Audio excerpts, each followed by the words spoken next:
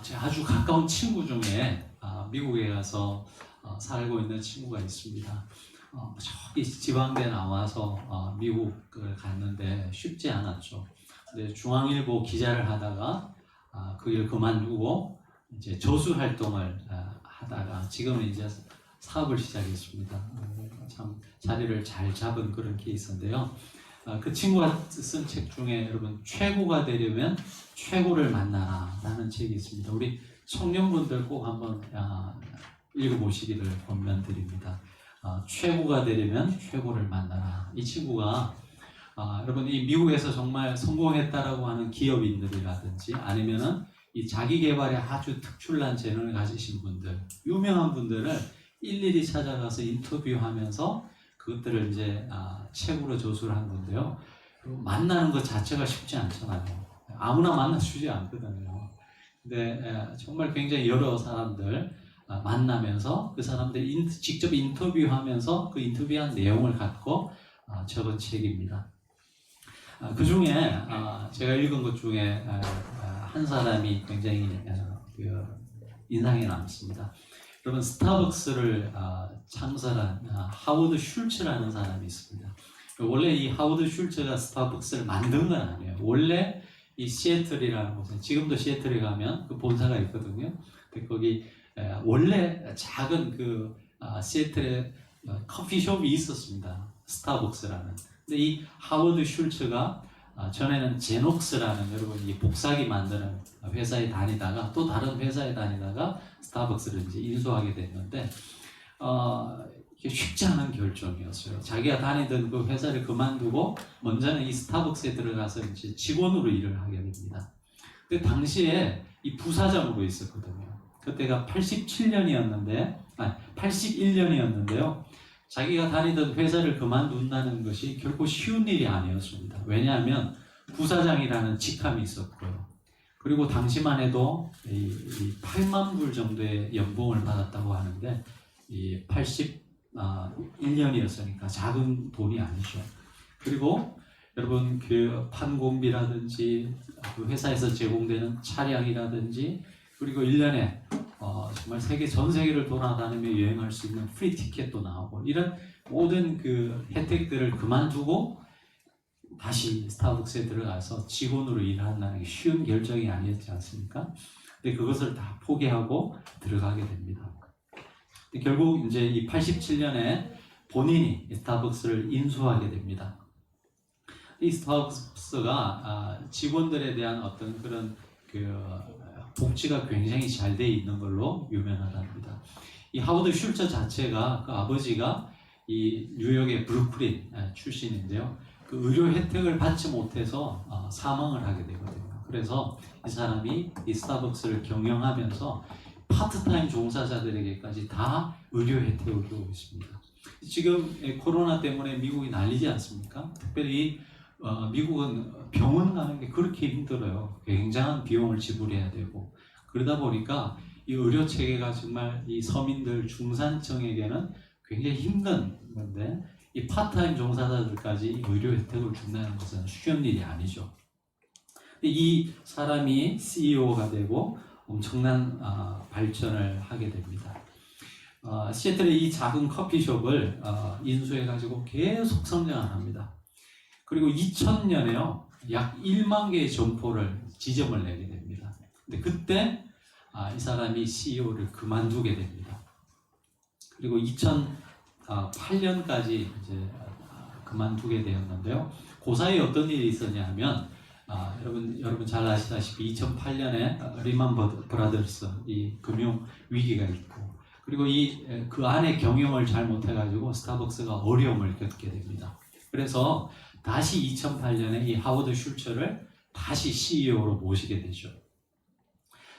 이 사람이 이 복귀를 해가지고 가장 처음 한 일이 뭐냐 하면은 그 사이에 이 스타벅스가 갑자기 너무 또 많은 이 점포를 내다 보니까 2002년에 여러분 10,000개였는데요.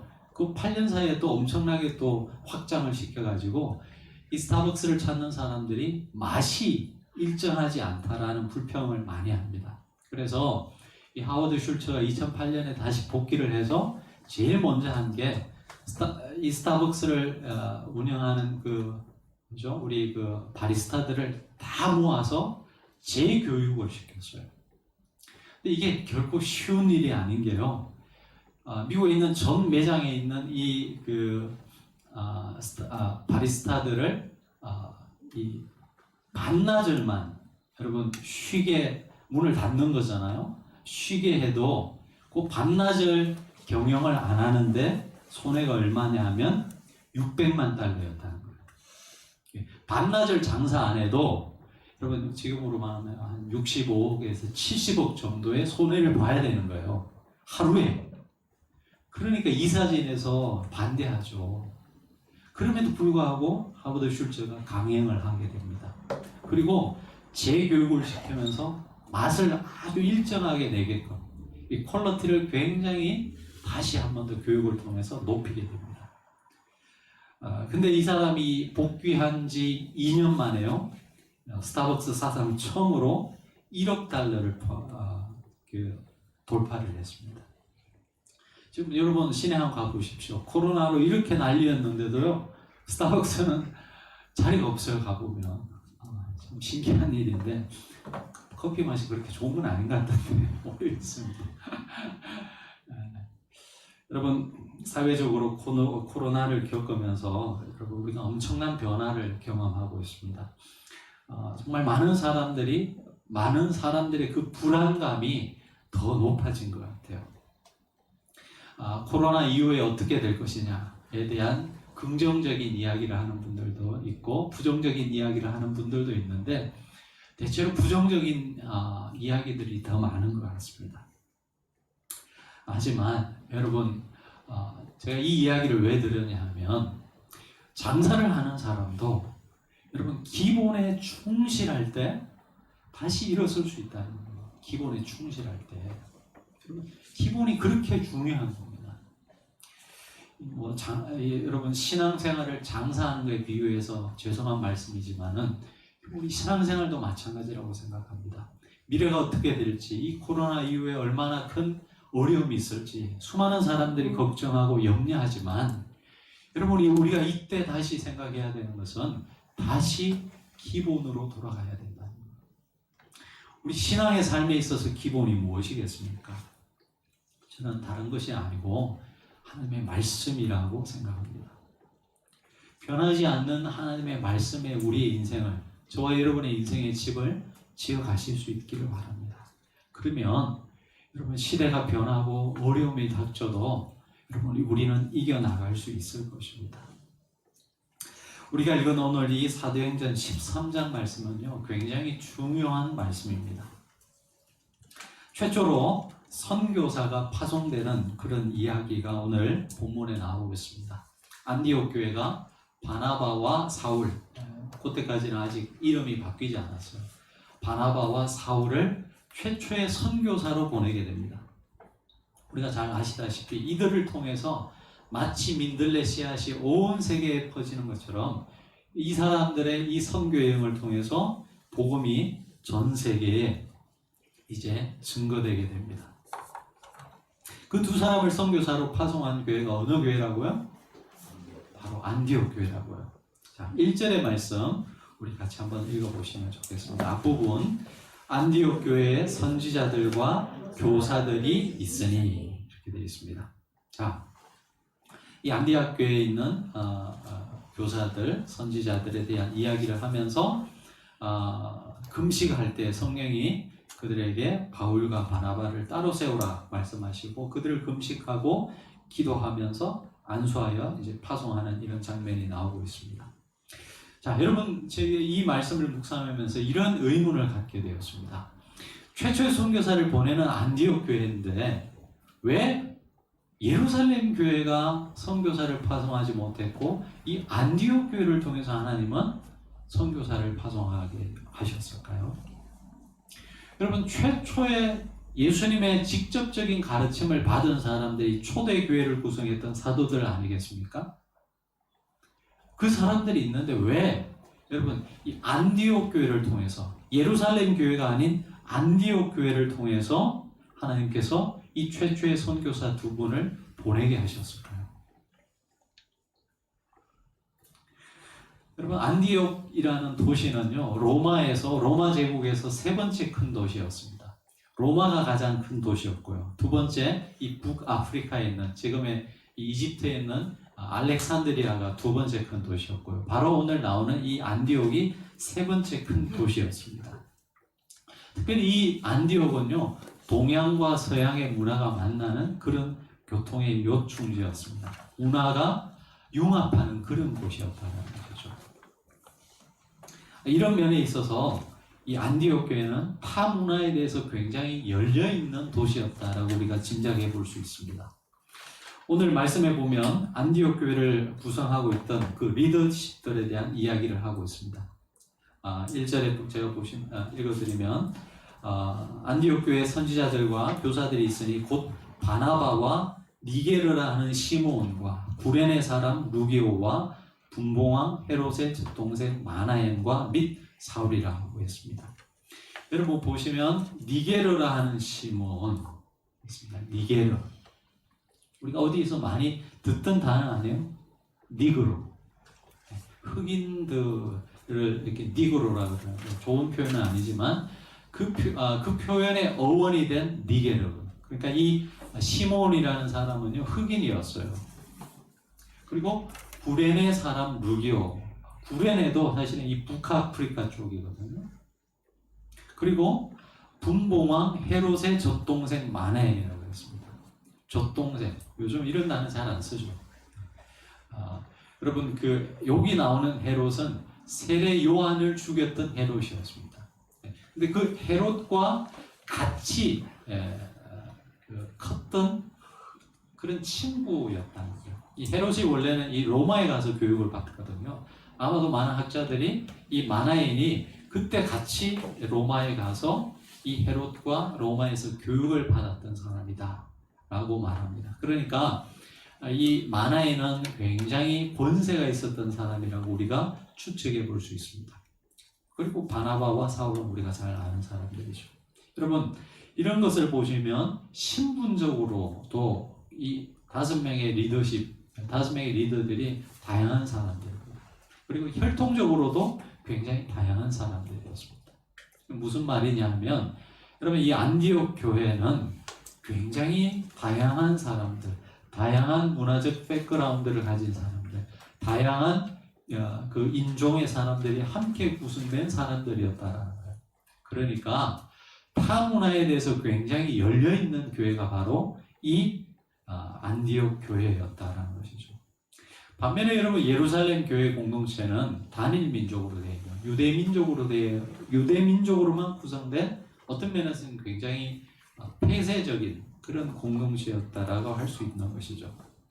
이런 두 교회를 비교해 본다면 하나님께서 왜 안디옥 교회를 들어서 쓰셨는가 우리가 짐작해 볼 수 있는 것입니다. 하나님께서 하시는 일에 대해서 여러분 계속해서 열린 마음을 가진 사람들, 그리고 그 열린 마음을 가진 공동체를 하나님께서 쓰셨다라는 것을 오늘 이 본문은 우리에게 보여주고 있는 것이죠. 사람도 마찬가지입니다. 여러분, 우리가 이렇게 나이가 먹으면 사고가 좀 고정화되잖아요. 다 그렇다는 건 아니니까 내가 좀 늙었다.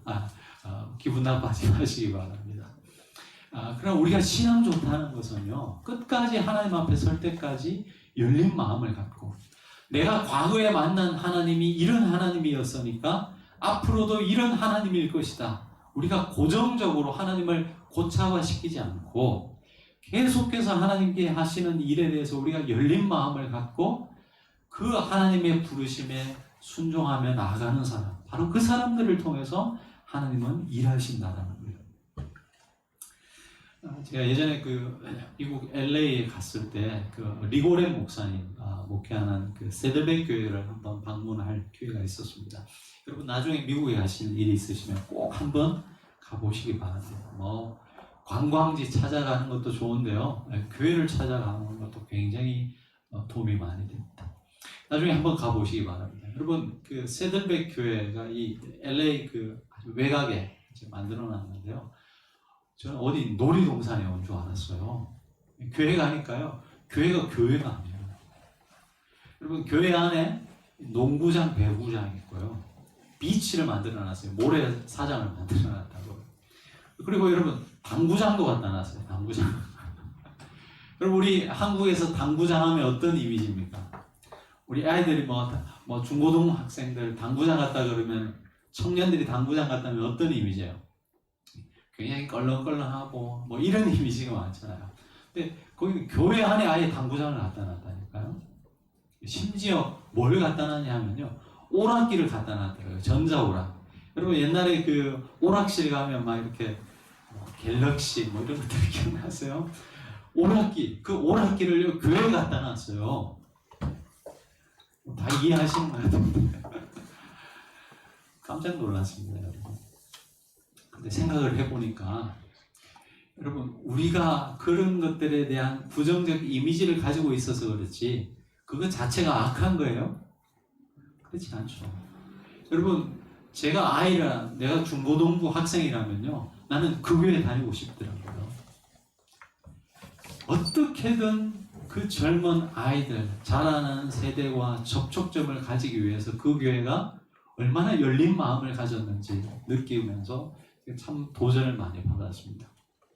근데 생각을 해보면요 우리가 가지고 있는 많은 편견들의 대부분은 진리냐 진리가 아니냐 이 문제이기보다는 문화의 문제일 때가 참 많이 있습니다. 그래서 신학적 용어로 아디아포라라고 합니다. 아디아포라. 그러니까 이게 본질의 문제가 아니고 사실은 비본질의 문제라는 거죠. 여러분 우리도 열린 마음을 갖는 것이 그래서 굉장히 중요합니다. 자, 안디옥 교회가 바로 그런 교회였다는 것이죠. 그런 교회였기 때문에 하나님께서 쓰셨다 우리가 생각해 볼 수 있습니다. 두 번째로는요 1절에 안디옥 교회를 섬겼던 사람들의 이름과 직분이 나옵니다. 선지자와 교사라 그랬어요.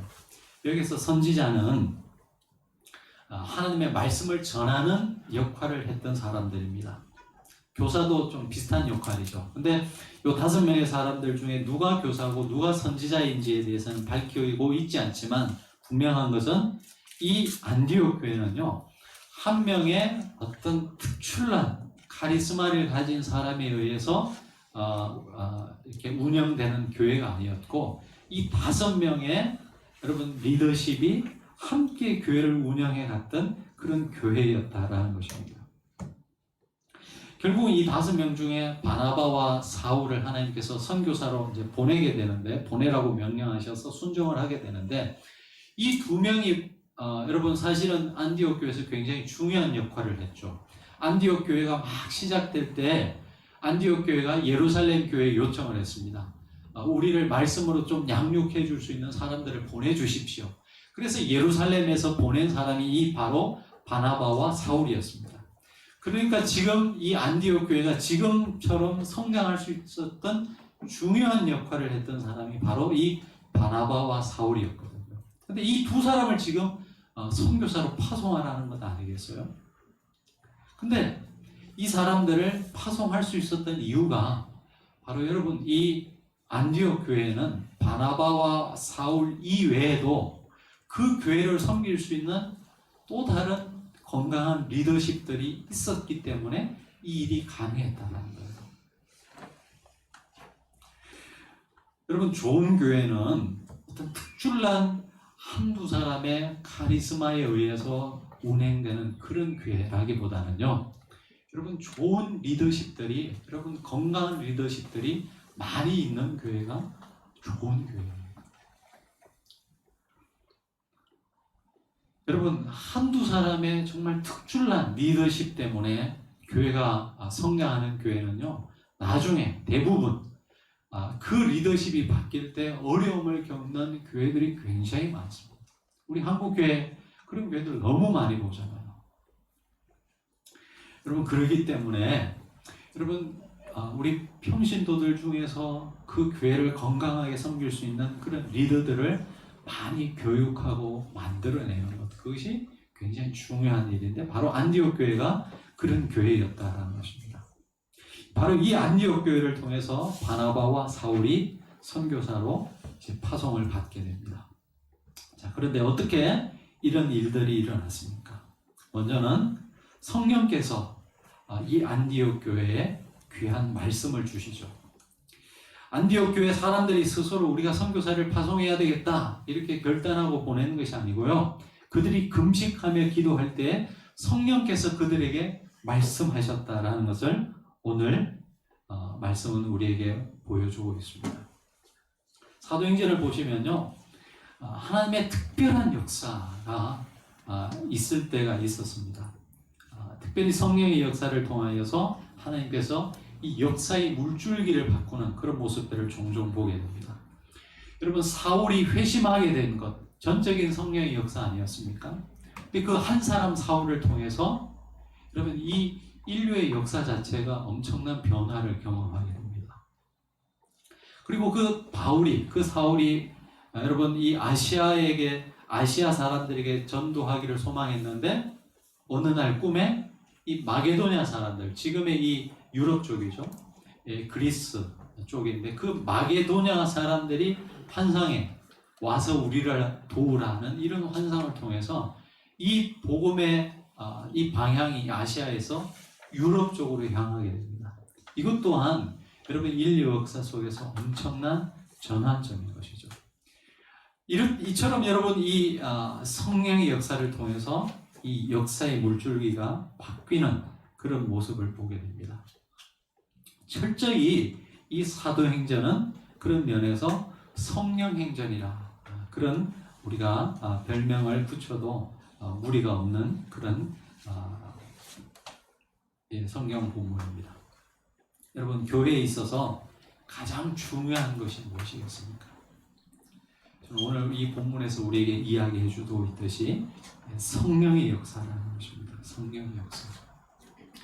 여러분 우리가 이 코로나를 겪으면서 앞으로 미래가 어떻게 될까? 교회 공동체적으로도 고심을 많이 하게 되고요. 걱정하고 아마 여러분 개인의 삶에 있어서도 미래가 어떻게 될지 여러분 불안과 염려, 걱정이 많이 있을 것입니다. 여러분 제가 이 말씀을 준비하면서 참 회개했습니다. 뭘 회개했냐고. 여러분 미래가 어떻게 될 것인지 불확실한 이런 미래를 보면서 걱정과 염려를 많이 하는데 우리 안에 우리 교회 공동체 안에 제 안에 이런 성령의 역사가 사그라지는 것에 대해서는 여러분 걱정하지 않고 염려하지 않더라는 거예요.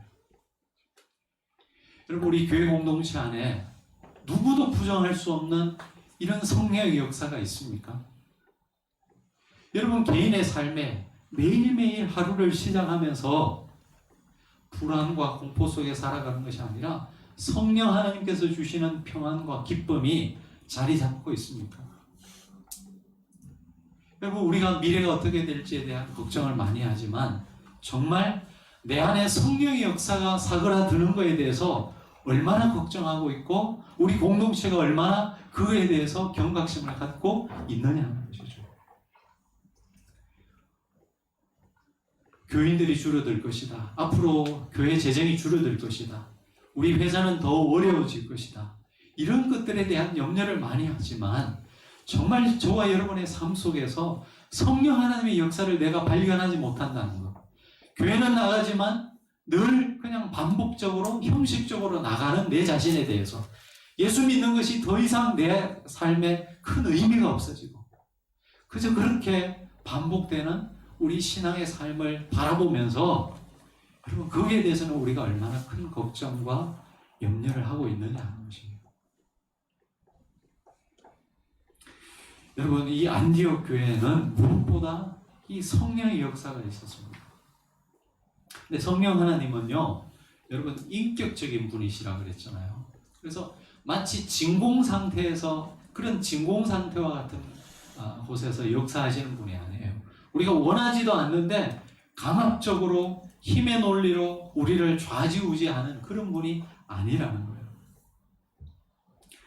그럼 오늘 성경에 보시면 성령이 언제 역사하셨습니까? 바로 이 안디옥 교회 교인들이 기도하면서 금식할 때 성령이 역사하셨다라고 했습니다. 여러분, 금식이 무엇입니까? 여러분 언제 금식 기도하세요?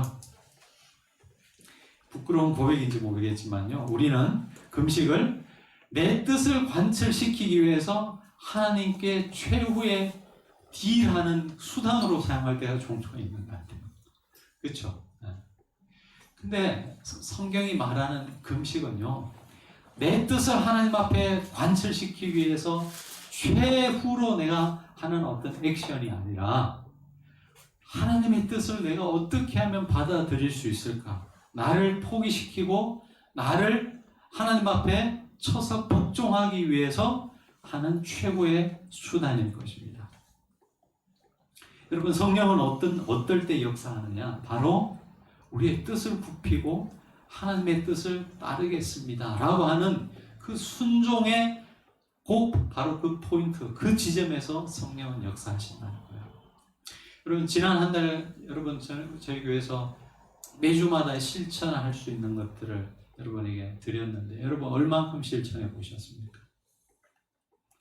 여러분, 우리가 신앙생활을 하면서도 그 맛과 그 깊이를 잘 못 느끼는 이유가 바로 여기에 있는 거지.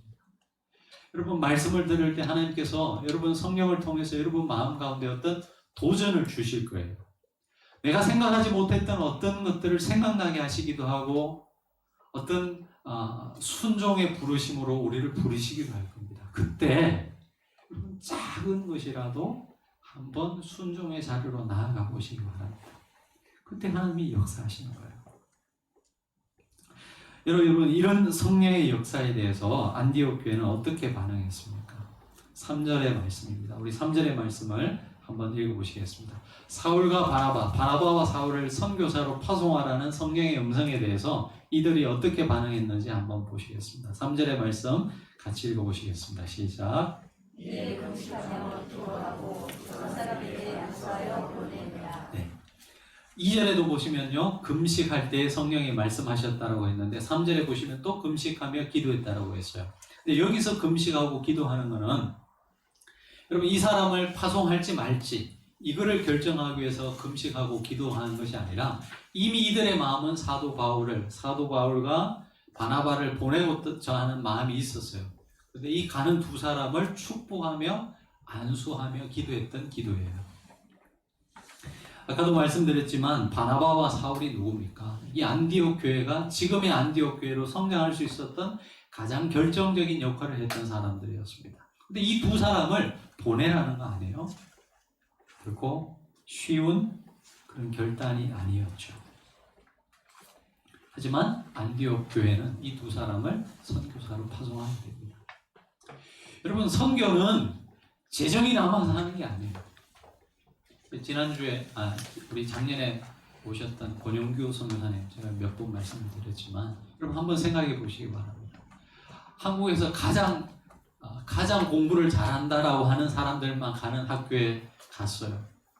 거기서도 엄청나게 잘을 해가지고 유학을 보냈습니다. 조금만 있으면 이제 박사학위를 따요. 아마 돌아오면 한국에서 미래가 아주 보장된 그런 분이었습니다. 근데 그때 하나님 은혜 주셔요. 박사학위 따고 이제 돌아갈 시점에 은혜를 주셔가지고 선교사로 헌신하게 됩니다. 본인 당사자도 참 쉬운 결정이 아니었겠지만, 여러분 그를 선교사로 보내는 그 부모님의 심정이 어떻겠습니까? 쉬운 결정이 아니었겠죠. 여러분, 물론 자기 인생은 자기가 사는 거지만 그분이 거기에 가기까지 그 부모님들이 얼마나 많은 노력을 했겠습니까? 얼마나 많은 물질적 후원과 부모님의 희생이 있었겠습니까?